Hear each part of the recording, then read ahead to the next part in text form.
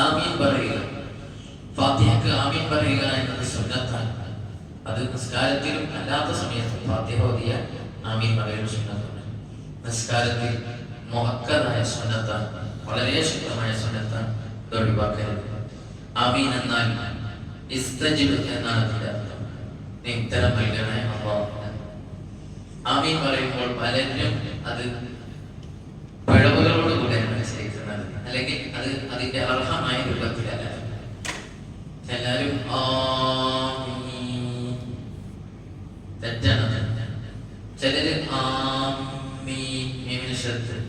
തെറ്റാണ്. ഞാൻ നേരത്തെ പറഞ്ഞിരുന്നു മാലിക് യൗമിദ്ദീൻ എന്ന് പറയുമ്പോൾ മാല എന്ന് പറയുന്നത് അതേ രാഗത്തോടുകൂടെ തന്നെ മാലിക് എന്ന് പറയുന്നത്, അല്ലാതെ മാല എന്നാരെങ്കിലും പറയും ഇല്ല. നമുക്കെന്നാലും കേൾക്കുമ്പോൾ അരോചകമായി തോന്നില്ല.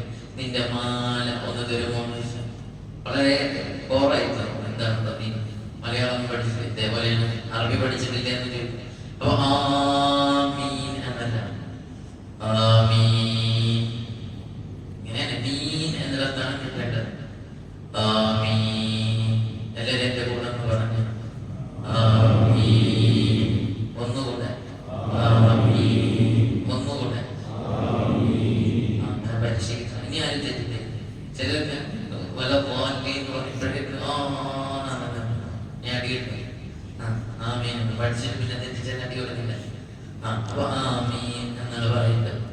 ഇത് വളരെയധികം ശ്രദ്ധിക്കണം.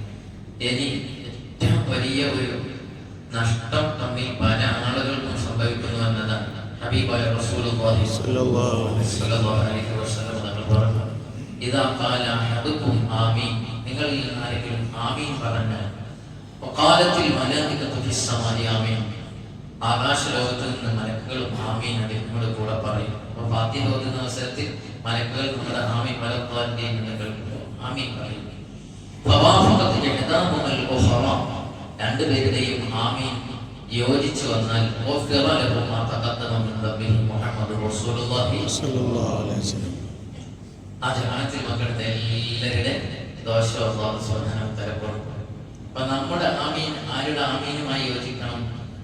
മലക്കുകളുടെ. അതെങ്ങനെ നമുക്ക് മനസ്സിലാവും? ഇമാമിന്റെ ആമീനുമായി യോജിക്കും.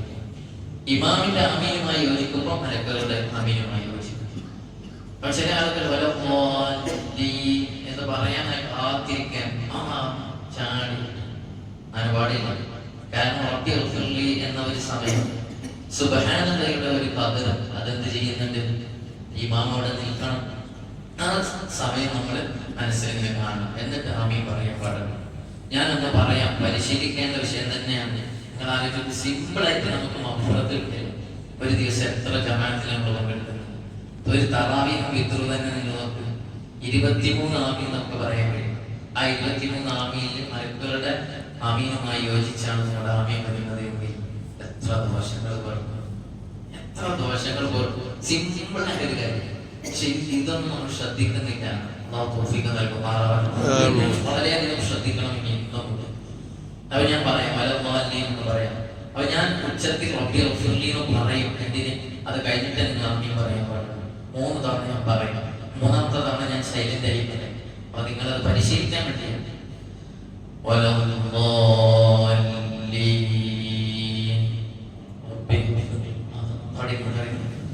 അതന്നെ പ്രശ്നം.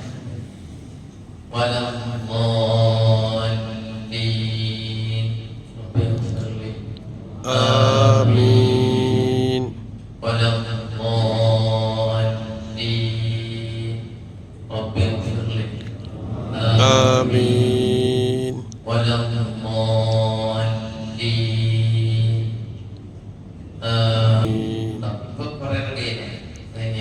ശ്രദ്ധിക്കണം. കാരണം മലക്കുകളുടെ ആമീൻ ചാടിയിട്ട് കേറി പിടിക്കരുത്. അവര് ഒരു സത്ത അതാണ് സുബ്ഹാനല്ലാഹ് എന്ന പദം. അത് തന്നെയാണ് റബ്ബി ഗ്ഫിർലി എന്ന് ഇമാമോട് പറഞ്ഞിരിക്കും. പറയൽ സുന്നത്ത്. ഇവ പറഞ്ഞാൽ പറയാതിരിക്കട്ടെ. ചാടിപ്പോയിട്ട് ആമീൻ പറയുന്നത് എല്ലാവരും ഒന്നിച്ച് പറയാൻ ശ്രദ്ധിക്കും. അപ്പൊ ഇമാമിനോട് കൂടെ നിസ്കരിക്കുന്ന അവസരത്തിൽ ആമീനെ ശ്രദ്ധിക്കാനുള്ള ഒരു കാര്യം ഇമാമുമായി യോജിക്കുക എന്നാണ്. നിസ്കാരത്തിൽ ഇമാമുമായി യോജിക്കേണ്ട ഒരേ ഒരു സന്ദർഭം ആമീൻ മാത്രമേ, അത് മാത്രമേ യോജിക്കാൻ പാടുള്ളൂ. ചിലതിനോട് യോജിച്ചാൽ, തക്ബീറത്തുൽ ഇഹ്റാമിനോട് യോജിച്ചാൽ നിസ്കാരത്തൊന്നും ഔട്ടാവുന്നു, നിസ്കാരത്തിൽ കയറില്ല. നിസ്കാരം തന്നെ പറഞ്ഞില്ല. ബാക്കിയുള്ള കർമ്മങ്ങളിലൊക്കെ യോജിച്ചാൽ കറാഹത്ത് വരും. ചിലയിടത്ത് ഹറാമ് വരും. ചിലർക്ക് റുക്കുവിലേക്ക് പോകുമ്പോൾ ഞാൻ പിന്നീട് ജമാഅത്ത് വിശദീകരിക്കുമ്പോൾ നമുക്ക് പറയാം വിശാലമായി പറയേണ്ട. ഒരു നിസ്കാരം കഴിയുമ്പോഴേക്ക് എത്രയോ ഒരു കൊട്ട കറാഹത്ത് പെട്ടെന്ന് ഇറങ്ങി പോകാറുണ്ട്. കാരണം എന്താ, അല്ലാഹു പറയുമ്പോഴേക്ക് ചാടും.